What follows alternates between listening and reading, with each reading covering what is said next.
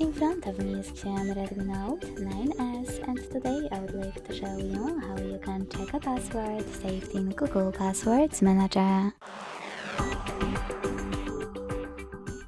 Begin by opening Settings and scrolling all the way down to access Google. Then tap on All Services, select Autofill, Autofill with Google, and Google Password Manager. Now just click on any password that you wish to check and enter your screen lock. Finally, use this eye icon next to your password to make it visible. Thanks so much for watching. If you enjoyed this video, leave a like, comment and subscribe.